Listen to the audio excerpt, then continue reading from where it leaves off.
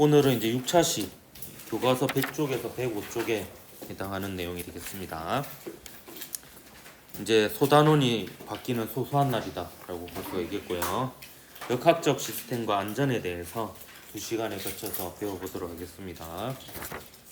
학습 목표는 일상생활에서 충돌과 관련된 안전사고를 탐색하고 안전장치의 효과성을 충격량과 운동량을 이용하여 평가할 수 있다인데요.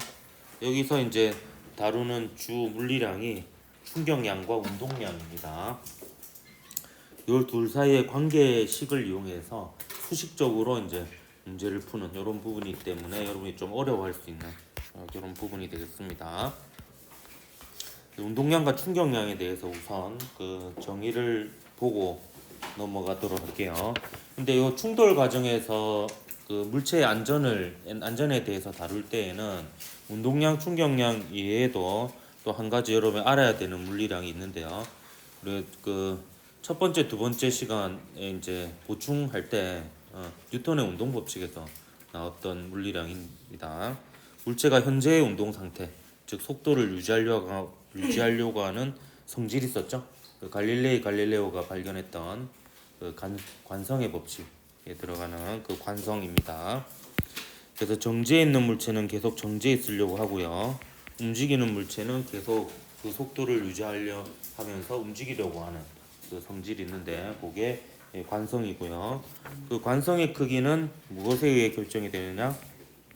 질량에 의해 결정이 됩니다. 그래서 질량이 크면 클수록 자신의 속도를 유지하려고 하는 관성의 크기가 크다 이렇게 볼 수가 있겠습니다. 그래서 관성에 대한 것 일단 여러분 하나 알아두어야 되겠고요. 운동량에 대해서 정의를 먼저 내려보도록 하겠습니다.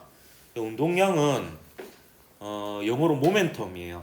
그래서 M으로 시작해서 그 첫 글자를 따가지고 M이라고 표기하면 질량이랑 헷갈리죠. 질량이랑 헷갈려서 그 다음 알파벳으로 하려고 하니까 O입니다. O는 또 0이랑 헷갈리죠. 뭐 철수 0이 0이랑 헷갈리니까 그 다음 알파벳이 P까지 갔습니다. 농담 아니고요. 아마 뉴턴이 그렇게 생각하면서 이렇게 운동량의 기호를 정했을 것 같아요. 그래서 P는 운동량을 이제 P라고 나타내고요.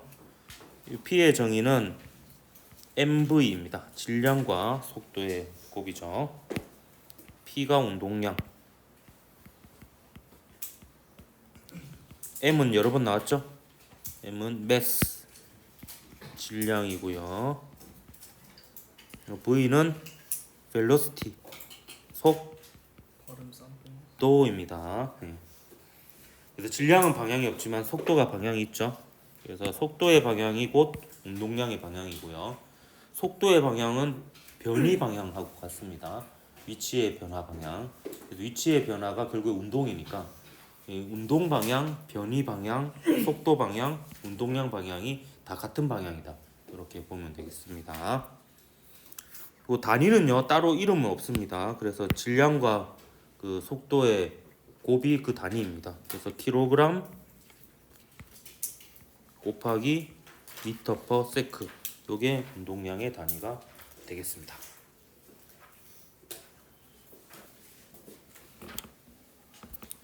자 그러면 운동량은 어쩔 때 크냐? 당연히 질량이 클 때 크고 속도가 빠를 때 크겠죠. 질량이 클수록 속도가 클수록 운동량이 크다 이렇게 볼 수 있겠고요. 운동량이 클수록 결국에 여러분은 어떤 느낌을 가지면 되냐 하면 멈추기 어렵다 이렇게 보면 되겠습니다. 요 교과서를 보면 그 101쪽 거꾸로 해도 101 101쪽 재밌어 고마워요. 배꼽 빠졌어요. 배꼽 빠지면 안 됩니다. 그 안에 그럼 장이 튀어나오는데. 자, 그 운동량의 크기 보면 이제 그 요 두 개를 한번 보면은 똑같이 10m/s 속도로 속도는 같은데 자동차가 얘는 1000kg이고 트럭은 2000kg이죠. 그럼 둘 중에 뭐가 멈추기 힘듭니까? 예, 트럭이 멈추기 힘들죠. 그래서 얘가 이제 운동량이 더 크다 이렇게 볼 수가 있겠고요. 그러니까 속도가 같으면 질량이 클수록 운동량이 큰 거고, 똑같은 자동차면 10m/s로 달릴 때보다 20m/s로 달릴 때 멈추기가 더 어렵죠. 예, 그래서 같은 질량이면 속도가 클수록 운동량이 크다 이렇게 볼 수가 있겠습니다. 자, 이번에는 충격량 한번 보도록 할게요. 이 충격량은 impulsus라고 하는 이제 밀다라는 의미의 그 라틴어의 첫 글자를 따서 I라고 표기를 하고요. 또 충격량은 정의가 힘이 일정할 때에는 힘과 시간의 곱으로 나타내어집니다. 시간을 델타 t라고 할게요. 이 델타가 붙으면 뒤에 있는 물리량, 지금 시간이죠. 시간의 나중 값 빼기 처음 값이라 볼 수 있는데, 이때 처음은 힘을 작용하기 시작한 순간이고요. 나중은 그 힘을 작용하는 걸 끝내는 시간이 되겠습니다. 그래서 델타 t는 결국에 힘을 작용한 시간이다라고 볼 수 있습니다. 하나하나 적어볼게요. I는 충격량입니다. 충격량입니다. 또 F는 힘이고요. 헐 아니고 힘. 하 아니고 힘.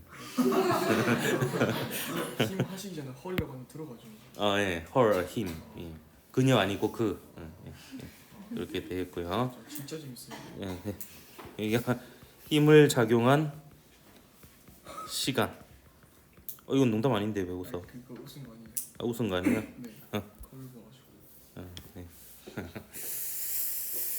네, 이렇게 되겠습니다. 근데 힘이 일정할 때는 그냥 힘과 시간을 곱하면 충격량이 되는데요. 일반적으로는 우리가 다루는 현상이 충돌 현상입니다. 그래서 충돌은 아주 짧은 시간 동안에 힘이 계속 변하거든요. 예, 그런 경우에는 세로축이 힘, 가로축이 시간인 그래프에서 면적이 충격량을 의미합니다. 무슨 말인지 모르겠죠? 네. 네, 그럴 줄 알았습니다. 그래서 이건 힘과 시간을 곱한 거니까 단위가 뉴턴 초고요. 그러니까 요 그러면 힘 시간 그래프의 면적이 왜 충격량이 되는지에 대해서 설명을 하도록 할게요. 모르겠다고 하니까 힘의 단위 곱하기 시간의 단위 한 겁니다. 그럼 요 힘 시간 그래프를 그려보면 힘이 일정할 때를 먼저 그려볼게요. 힘이 일정할 때를 그려보면 시간이 지나도 힘이 일정하게 작용하는 경우에 결국에 힘 곱하기 델타 t, 이때 델타 t는 t 빼기 0이 되는 거죠. 예, 이렇게 하면 충격량인데 그게 곧 요 그래프의 면적입니다. 예, 면적이고 이게 일정하지 않더라도 결국에 면적이 충격량을 의미합니다. 예, 그래서 그 힘 시간 그래프에서 면적이 일단 충격량이라는 것을 여러분 머릿속에 염두에 둬야 됩니다. 항상 그래프에서 면적은 세로축 값과 가로축 값을 곱한 물리량이에요. 네.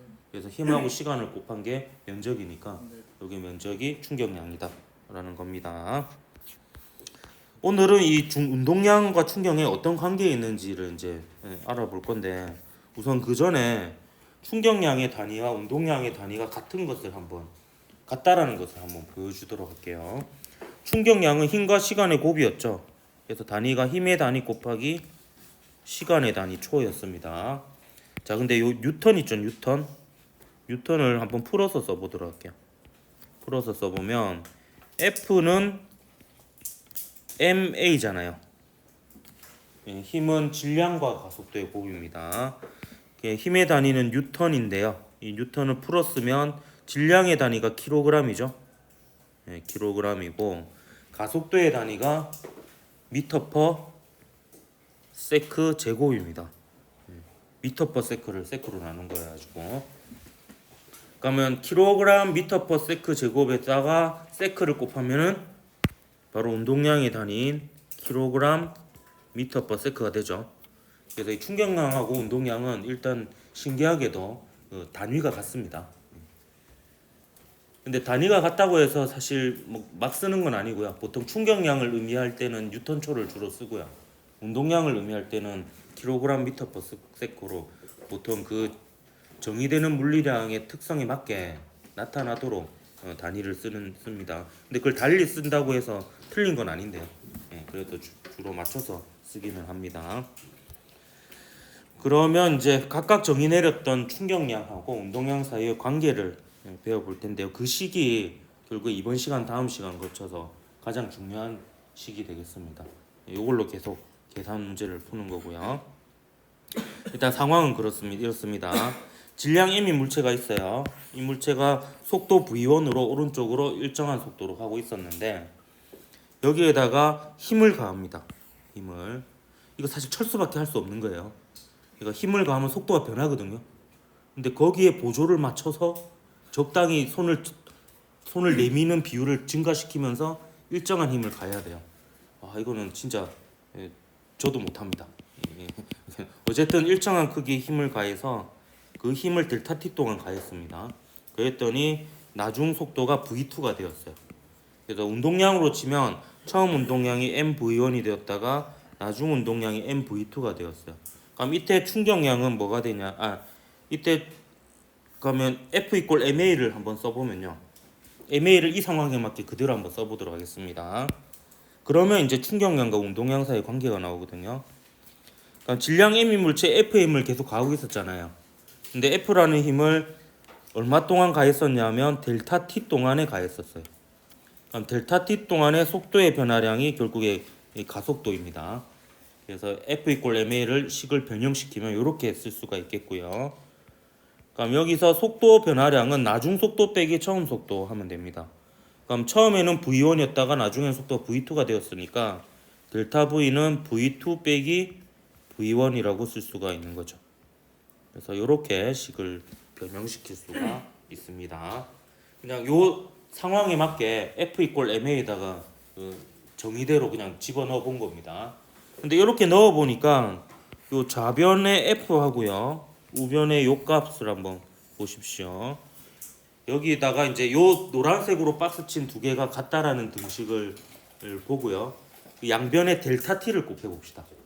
양변의 델타 t를 곱하면 여기는 F 델타 t가 되죠.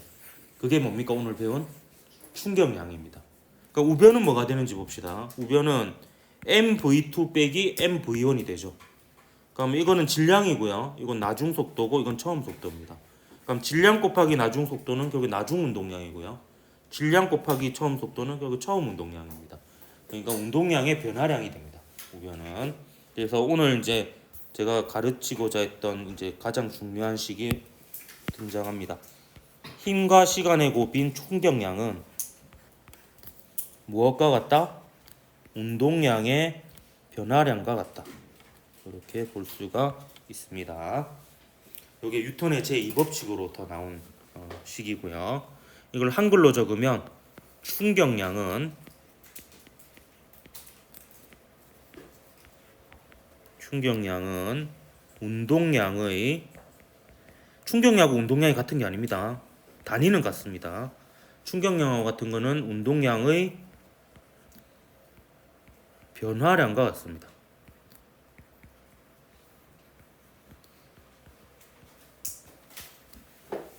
충격량은 운동량의 변화량과 같습니다.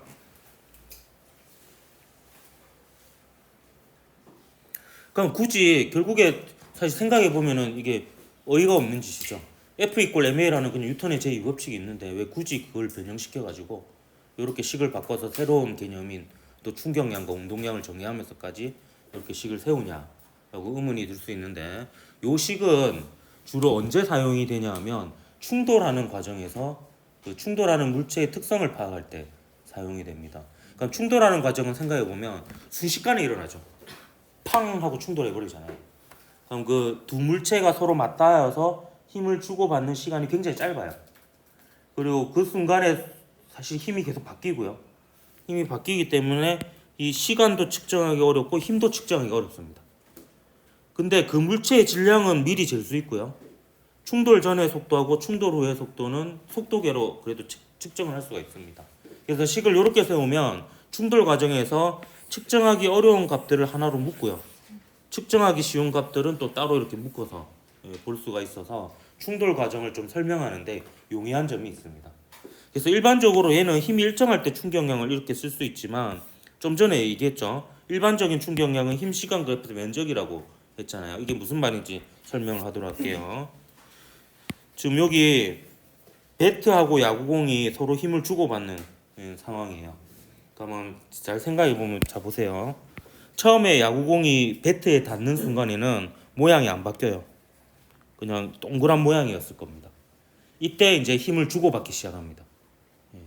근데 얘가 시간이 지나면 좀 찌그러지죠. 그러면서 주고받는 힘의 크기가 커집니다.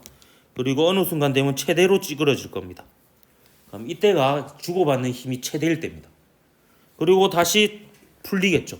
그래서 힘이 줄어들었다가 다시 원래 상태로 되면 힘이 0이 되고 배트로부터 떨어져 나갑니다. 그걸 이제 시간에 대해서 힘 그래프로 그려보면 이런 식이 되는 거예요. 이런 식이. 그래서 그림을 마저 그려보면 여기가 이제 공이 이 모양으로 배트에 닿기 시작할 때고요. 그 다음에 조금 이렇게 찌그러졌을 때고, 얘가 최대로 찌그러졌을 때고, 얘가 다시 조금 펴지다가 다시 원래 상태로 돌아오는 이런 과정을 거칩니다. 이게 대부분의 충돌이 이런 과정을 거쳐요. 충돌하는 동안 물체 모양이 살짝 변형했다가 다시 원래대로 돌아오면서 떨어져 나갑니다. 그래서 대부분의 충돌 과정에서 힘 시간 그래프를 그려보면 이런 형태가 됩니다. 이런 형태가. 그러니까 이것도 측정하기 어렵고요. 요 그래프 자체를 얻어내기가 굉장히 어렵습니다. 어렵지만 요 면적은 구하기가 쉬워요. 요 면적 자체가 충격량이거든요.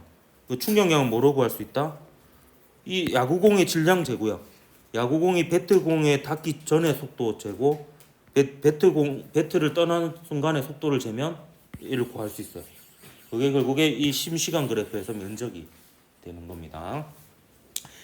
근데 얘가 일정하지 않더라도 힘이 일정하지 않더라도 식을 이렇게 세울 수가 있습니다. 식을 이렇게 세우고 이거는 이제 운동량의 변화량으로 구하고요. 그때 이 F가 의미하는 바가 여러 가지를 의미합니다. 의미하는데 이 F가 이름이 세 가지가 있어요. 싸가지는 없고요. 세 가지만 있습니다. 재밌어요 선생님. 네네. 진짜 재밌어요. 네, 맞습니다. 예, 얘는 제가 힌트를 줄게요. 뉴턴 제2법칙으로부터 나왔던 식입니다. 그럼 이 F는 뭘까요? 힘 하면 뭔가 부족합니다. 네, 합력입니다. 그래서 요 식이 성립하려면 합력에 의한 충격량이어야 합니다. 그래서 알짜 힘에 의한 충격량이 그 물체의 운동량의 변화량과 같습니다. 그리고 보통 얘는 충돌 과정에서 받는 힘이거든요. 충돌 과정에서 받는 힘이기 때문에 충돌하는 동안에 보통 우리가 충격을 받잖아요. 그래서 얘를 충격력이라고 합니다. 제가 별로 안 좋아하는 단어인데요. 왜냐하면 헷갈립니다. 충격력, 충격량 다른 겁니다. 서술형에서 보면 이거와 관련된 서술형 문제를 답안을 쓸 때 애들이 많이 혼용했었어요. 그러면 틀립니다. 이번엔 몇 시? 예, 요거랑 시간을 곱한 게 충격량이고요. 요건 낼 수밖에 없죠. 이거와 관련된 문제를 안 낼 수가 없습니다. 이게 거의 절반에 가깝기 때문에. 그래서 요거가 충격력, 힘력자로 끝납니다. 힘이니까. 예. 그리고 여기다 시간을 곱한 게 충격량이에요. 그래서 충격량인지 충격력인지를 명확히 해서 이제 얘기를 해야 됩니다.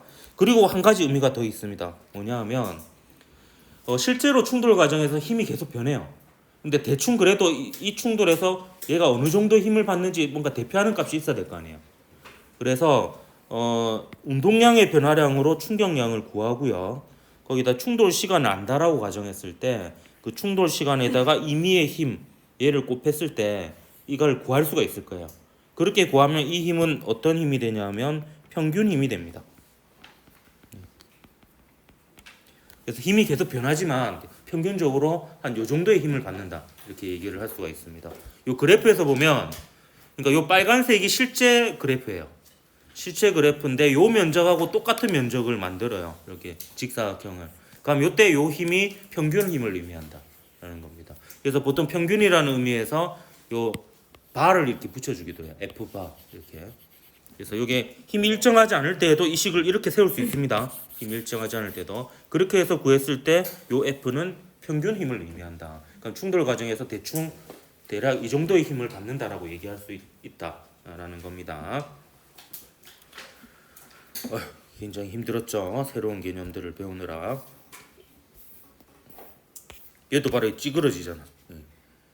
찌그러짐이 심하실수록 주고받는 힘이 커집니다. 다시 원래 상태로 돌아오면서 이제 떨어져 나가는 거죠. 자, 이제 기는 방법을 배웠으니까 날아보도록 합시다. 이 문제는 갑자기 어려워지는 거죠. 나 아무 힘도 안 받았는데 얼굴에 찌그러져 있네. 자, 문제 한 번 풀어보면 거짓말이고 3번 풀어보도록 하겠습니다. 2020년 3월 고2물리학원 11번 문제입니다. 그림같이 빨대 속에 정지해 있는 물체를 불어서 발사시킨다. 표는 ABC의 질량과 각 물체가 빨대를 빠져나온 순간의 속력을 나타낸 것이다. ABC가 빨대 속에서 받은 충격량의 크기를 IA, IB, IC라고 할 때 옳게 비교한 것은 했습니다. 그럼 여러분 요 충격량이라고 나오면 반드시 여러분은 이거하고 같은 값을 바로 떠올려야 됩니다. 자동으로. 오늘 배웠죠. 충격량은 힘과 시간의 곱이기도 하지만요. 또 뭐이기도 하였죠? 운동량의 변화량이었습니다.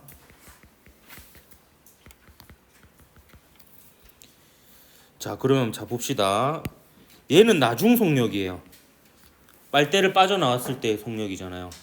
처음 속력은 전부 다 0이었습니다. 철수하는 거. 그럼 이렇게 곱하면 뭐가 되겠습니까? 나중 운동량이 됩니다. 나중 운동량. 그러니까 나중 운동량이 얘는 3MV가 되고요. 얘는 2MV가 되고요.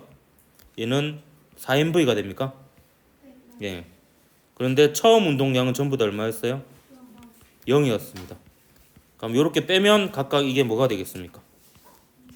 요게 충격량이 돼요. IA, 얘가 IB, 얘가 IC가 되는 겁니다. 그렇게 어렵지 않죠? 그냥 충격량이 운동량의 변화량과 같다라는 것만 알고 있었다면 자료를 해석해서 쉽게 구할 수 있습니다. 그럼 뭐가 제일 크노? IC가 제일 크고 그 다음에 IA, IB 그래서 CAB 택시가 답이 되죠. 캡.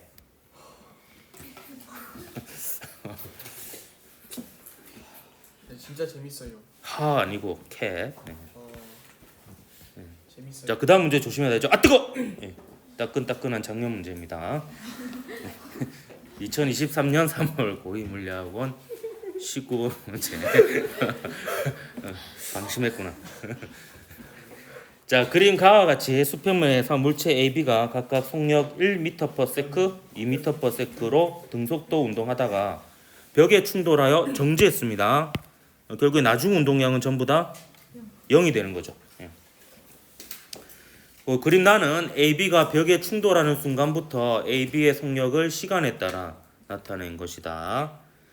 충돌 전 AB의 운동량 서로 같고, 이것도 중요한 정보네요. 충돌 전 AB의 운동량이 서로 같대요. 그럼 질량과 속도의 곱이 같다라는 게 됩니다. B의 질량이 1kg이에요. 그러면 A의 질량 쉽게 구할 수 있겠네요. B의 질량이 1kg이잖아요. 그럼 요거 두 개 곱한 게 B의 운동량이에요. 2죠.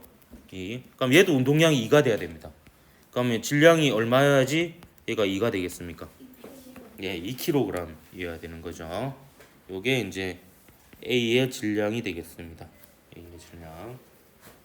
그러니까 운동량이 충돌 전에 같다라는 정보로부터 A의 질량을 구할 수가 있었습니다. 그래서 기억은 틀렸죠? 2kg입니다. 자, A가 충돌하는 동안 받은 충격량의 크기인데요. 충격량의 크기는 크게 보면 두 가지로 구할 수 있습니다. 힘과 세 가지라고 볼 수 있겠네요. 힘과 시간의 곱. 그리고 힘 시간 그래프에서 면적 아니면은 운동량의 변화량. 이렇게 구할 수 있겠습니다. 근데 지금 이 경우에는 운동량의 변화량으로 구해야 될 것 같네요. 질량 나와 있고 처음 속력과 나중 속력 나와 있으니까 운동량의 변화량 구할 수 있습니다. 그러니까 운동량이 처음에 A는 질량이 2kg이고 속력이 1이었죠. 처음. 나중에 어떻게 됐습니까? 0이 되었죠. 그럼 그 변화량의 크기가 얼마입니까? 2죠. 2. 이만큼 변했습니다. 이만큼 줄어들었죠. 그래서 니은 맞고요. 그다음 B가 충돌하던 동안 받는 평균 힘의 크기 물어봤습니다. 그럼 이 평균 힘이 들어간 식을 세워보면 되겠죠. 평균 힘 곱하기 시간은 운동량의 변화량과 같아요. V2 빼기 MV1. 이걸 그대로 집어넣겠습니다. 이거는. 그럼 얘는 평균 힘은 모르죠. 근데 시간을 봅시다. 자, B가 충돌하는 동안 속력이 변화하잖아요. 근데 B는 보면 이렇게 속력이 변했죠. 그러면 처음에 이게 충돌하는 순간이라고 볼 수 있고요. 속력이 변하기 시작했으니까. 최종적으로 정지했잖아요. 그럼 얘의 충돌 시간은 얼마예요? 0.1 빼기 0이 되는 겁니다. 0.1인 거죠. 이게 델타 T라는 의미가 요거 빼기 요거라는 뜻입니다. 보통은 이제 처음 시간이 0인 경우가 많죠.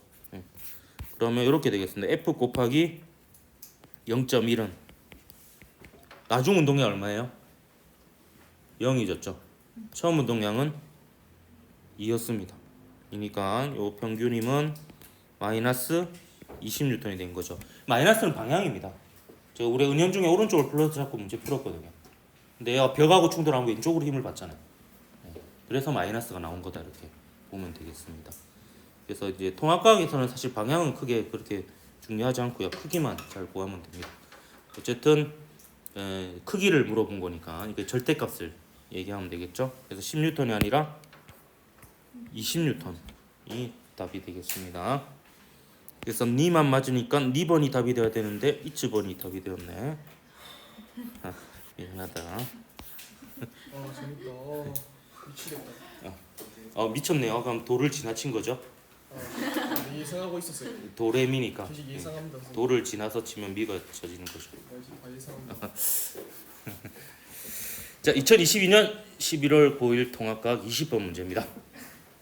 자, 그림 가는 수평면에서 3V의 속력으로 운동하는 물체 A가 정지해 있는 물체 B와 충돌한 후 A와 B가 V의 속력으로 함께 운동하는 모습을 나타낸 것이다. A와 B의 질량은 각각 m2m이다. 그림 나는 A와 B가 충돌하는 동안 B가 A로부터 받는 힘의 크기를 시간에 따라 나타낸 것입니다. 이건 B가 받는 힘의 크기인데요. 사실 A가 받는 힘의 크기도 똑같습니다. 작용 반작용이니까 그래프 그려보면 똑같이 나옵니다. A와 B의 충돌 시간은 T이고요. 옳은 것을 골라라 했습니다. 자, 기억 A의 운동량의 크기는 MV니까 충돌 전과 충돌 후에 MV를 비교해보면 되겠죠. 그럼 충돌 전에는 A의 질량이 M이고 속도가 얼마였습니까? 3V였죠. 충돌 후에는 질량은 안 변하죠. M이고 속도가 얼마가 되었노? V가 되었죠. 충돌 후 속력 V라고 되어 있잖아요. AB가 한 덩어리로 되어가지고 V니까 그 중에 A의 운동량만 놓고 치면 A의 질량 M 곱하기 속도 V 이렇게 한 겁니다.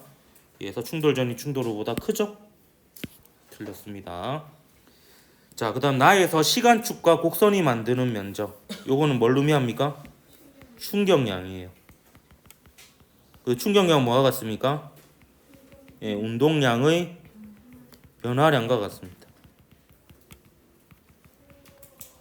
자, 그럼 한번 봅시다.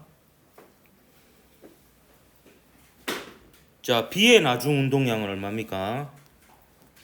자, B의 나중 운동량은 2m 곱하기 V입니다. 2m 곱하기 V. 질량이 2m이고 충돌 후에 속도가 V잖아요. 그러면 B의 처음 운동량은 얼마입니까? 정지해 있었잖아요. 0입니다. 그러면 요거 빼기 요거 한 게 B의 운동량의 변화량이에요. 그게 충격량이에요. 그게 힘 시간 그래프에서 면적의 크기입니다. 그럼 얼마입니까? 2mV죠. 2mV. 그래서 니은은 맞습니다.